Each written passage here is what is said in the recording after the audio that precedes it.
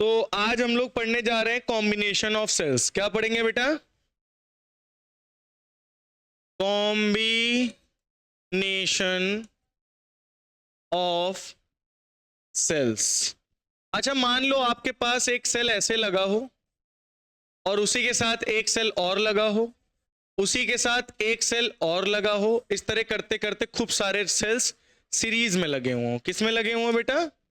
इसका EMF E1, इसका EMF E2, इसका ईएमएफ E3, ठीक है, इसका R1, इसका रेजिस्टेंस R2, इसका resistance R3 and so on.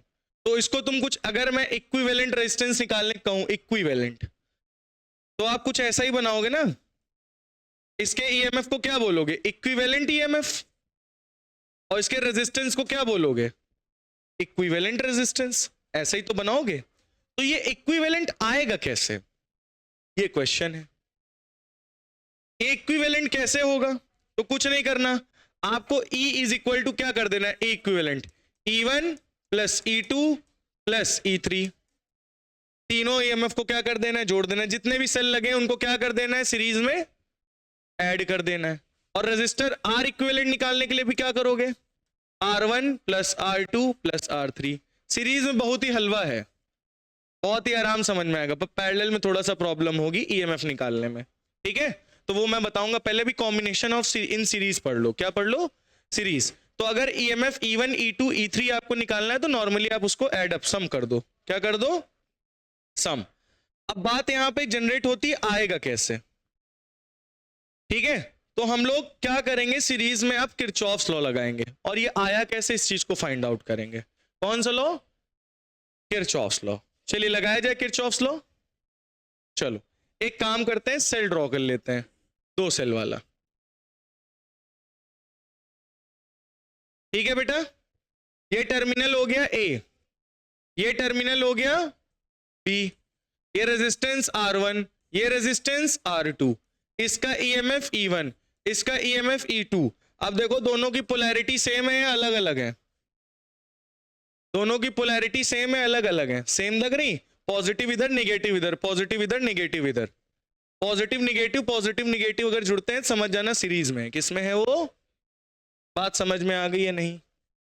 क्या इतनी बात सभी बच्चों को समझ में आ गई है? तो करंट किधर से किधर जाएगा? पॉजिटिव से नेगेटिव। करंट इधर निकलेगा, इधर निकलेगा बेटा, इधर की तरफ। ये क्या जा रहा है? आई। अब किरचॉफ्स लॉ कैसे लगाते हैं सभी बच्चों को पता होगा। एक पाथ चूज करना होता है। फर्स्ट लॉ लग गया, करंट। सेकेंड लॉ में क्या होता है? हम पाथ चूज कर लेते। ये हमने पाथ ले लिया। अब ये पाथ लिया तो बताओ क्या होगा? पोटेंशियल यहां का VA, यहां का VB। तो क्या लिखोगे? VA, है ना। फिर देखो हाई से कहां जा रहे हो? तो माइनस E1, सही है। फिर ये करंट इधर हाई से लो, तो किधर जा रहे हो? लो से हाई जा रहे हो कि नहीं? इधर जा रहे हो। पाथ किधर है? लो से। करंट किधर से किधर फ्लो करता है पहले ये बताओ? हाई से लो। और पॉजिटिव टर्मिनल को क्या कहते हैं? हाई। नेगेटिव टर्मिनल को क्या कहते हैं? लो। हमारा पाथ क्या है? ये हाई से किधर जा रहे हो? लो। तो माइनस E1 नहीं लिखोगे। यहां लो से कहां जा रहे हो? High.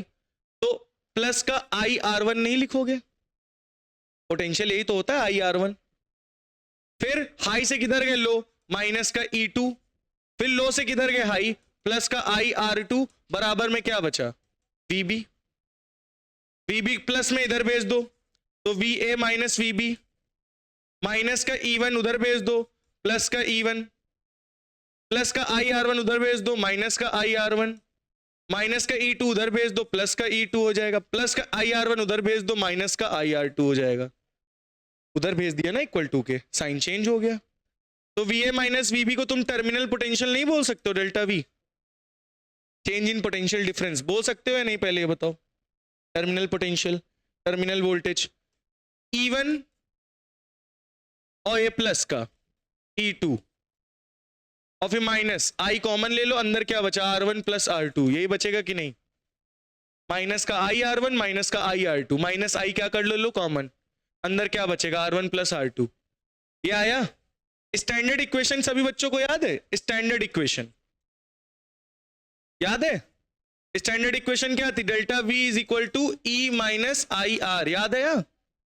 E equivalent is equal to R equivalent, delta V is equal to E equivalent minus R equivalent. याद आया?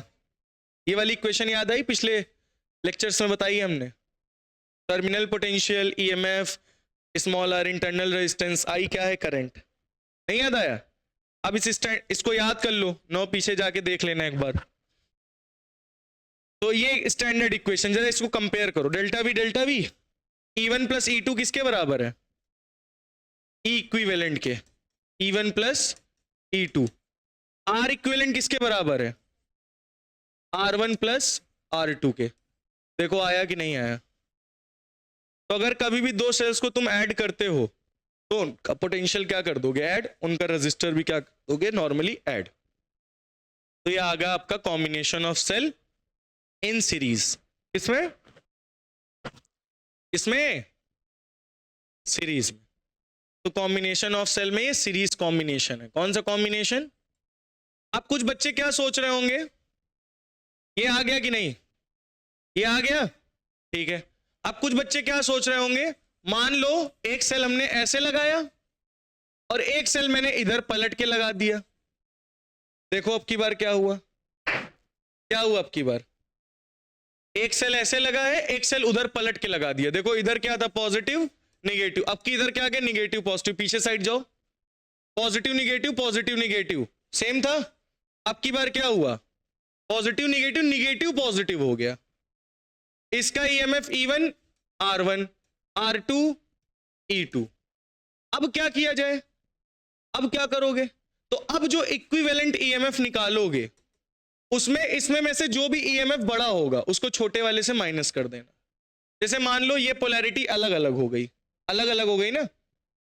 पिछली बार पॉजिटिव निगेटिव था, अब की बार देखो इसकी पोलैरिटी क्या हो गई? चेंज। तो हम क्या कर देंगे? E1 में से E2 को minus. If E1 is greater than E2, if E2 is greater than E1, then we will minus E2 minus E1। समझ में आ गई? बंद कर दे भाई पंखा।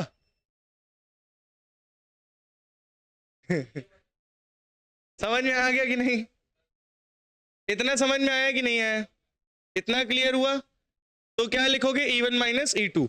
बट एक बात याद रखना, इक्विवेलेंट रेजिस्टेंस में कोई भी फर्क नहीं पड़ेगा। इसको आपको R1 प्लस R2 जोड़ना ही है। ईएमएफ पे माइनस प्लस होगा बट रेजिस्टेंस पे कुछ नहीं होगा, इंटरनल रेजिस्टेंस पे। बात आई समझ में? अब इसको प्रूफ करके दिखाएं। चलो प्रूफ करके दिखाते हैं कि E1 माइनस E2 ही क्यों होगा, E2 माइनस E1 ही क्यों होगा।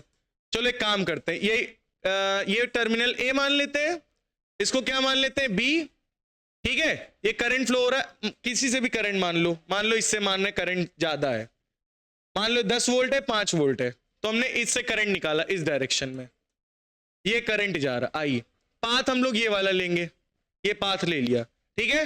चलो इधर जा रहा है हाई से लो, हाई से लो का मतलब VA माइनस E1 लिखोगे क्या नहीं लिखोगे?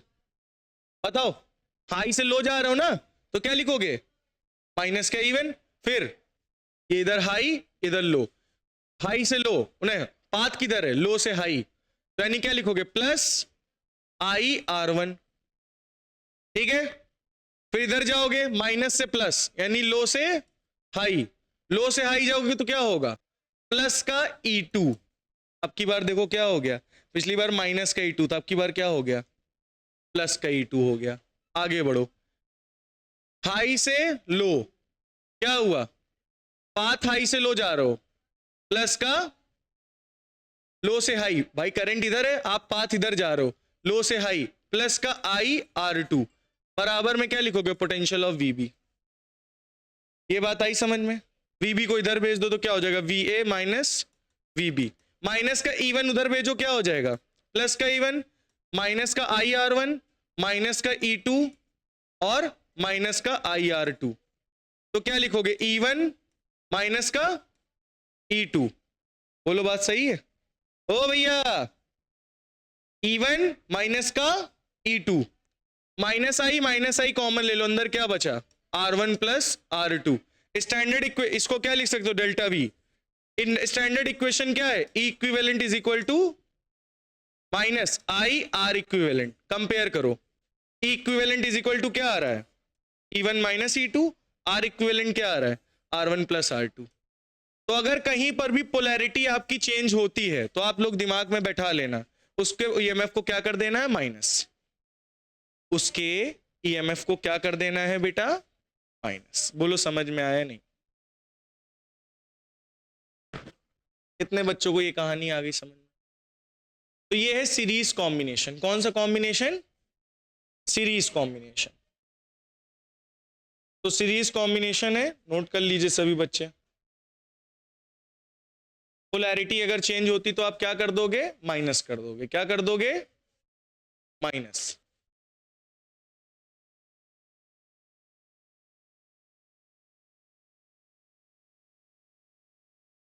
आगे बढ़ते हैं।